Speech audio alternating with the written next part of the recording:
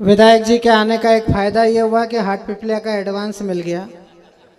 सब कवियों की दाढ़ की एक एक और पक्की हो गई। इस बात पे ताली बजाओ। महेंद्र ने एक पंछा मुझे भी उड़ाया, इसका मतलब ये है कि टोकन मनी आ गई है। शुरू करें वीरेंद्र भैया। हमारे लोकप्रिय विधायक मां नर्मदा के परम उपासक जो स्वयं एक साधक हैं और उनकी साधना का प्रमाण यह है कि उन्होंने कविवर जगदीश सोलंकी की पंक्तियां हूबहू प्रस्तुत कर दी।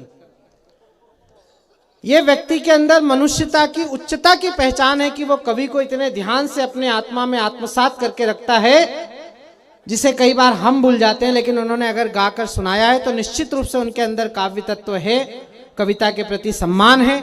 और आज उनकी लोकप्रियता हम पूरे दिन से देख रहे हैं। पूरे क्षेत्र में आप सब इतना बड़ा अपार जनसमूह जो अपने नेता को शुभकामना देने के लिए आया है, जो बड़े लोग हैं वो आशीर्वाद देने के लिए आए हैं, जो छोटे नौजवान साथी हैं वो इस बात की आश्वस्ति देने के लिए आए हैं आशीष भाई को कि आपके हर संघर्ष में वो आपके साथ थे, साथ हैं और साथ रहेंगे। मैं चाहता हूं एक बार अपने नेता को, जो लोग प्रत्यक्ष रूप से माला नहीं पहना पाए हैं, एक बार दोनों हाथ ऊपर करिए और आशीष शर्मा जी के जन्मोत्सव को जोरदार तालियों की गड़गड़ाहट के साथ उन्हें शुभकामना दीजिए कि वो यशस्वी हों, वो स्वस्थ रहें, मस्त रहें और इसी तरह जबरदस्त रहकर इस क्षेत्र की सेवा करते रहें। आइए मैं इस यात्रा को आगे बढ़ाता हूं। हमारे माननीय जिलाध्यक्ष जी, हमारे जिला महामंत्री जी हमसे विदाई ले रहे हैं। हम उनके यात्रा की मंगल कामना करते हैं। और आइए, जहां पर ये कवि सम्मेलन रुक गया था, अभी दीपक पारिक का काव्य पाठ पूरा नहीं हुआ है और काव्य पाठ पूरा हो भी गया हो तो अभी हमारे पैसे वसूल नहीं हुए हैं। और हम खाते गांव के लोग कभी भी पैकिंग देख के माल नहीं खरीदते हैं।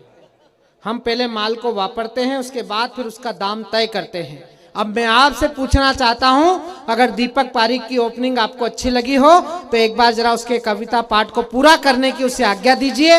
वो विधायक जी के आगमन के कारण उसका काव्य पाठ अधूरा रह गया था। और मित्रों, एक बात यकीन मानिएगा, मैं एक ऐसे विधायक के जन्मदिन पर आया हूं जो पढ़ा लिखा है, समझदार है, जो पढ़ता लिखता है। और आचार्य रजनीश जो हमारे बहुत पड़ोस में जिनका जन्म हुआ, उन्होंने कहा कि जब आप हंस रहे होते हैं तो आप ईश्वर की प्रार्थना कर रहे होते हैं, लेकिन जब आपको कोई हंसा रहा होता है तो यकीन मानिए कि उसके लिए ईश्वर स्वयं प्रार्थना कर रहे होते हैं। आपकी तालियां कमजोर हैं। एक बार दीपक पारिक को इस बात के लिए आशीर्वाद दीजिए कि उसने आपके चेहरे के तनाव को कम करके आपको मुस्कुराहट के बाजार में ले जाकर खड़ा कर दिया। मैं उस मुस्कुराहट के बेताज बादशाह को आपके बीच पुनः आमंत्रित करना चाहता हूं और उनकी अगवानी में वसीम बरेलवी साहब का एक बड़ा शेर रखना चाहता हूं। वसीम बरेलवी साहब ने कहा कि मुस्कुराओ की जिंदगी लौटे। अब थोड़ा सा व्यवधान शांत करिएगा और कवि सम्मेलन की तरफ आपकी एकाग्रता मिले और आपकी तालियां उठें भाई दीपक पारिक के लिए कि मुस्कुराओ कि जिंदगी लौटे, रेत की तह पर नमी लौटे, होठों पर जम गए हैं सन्नाटे, कुछ किया जाए कि हंसी लौटे। जोरदार तालियां बजाइए भाई दीपक पारिक, भीलवाड़ा, राजस्थान।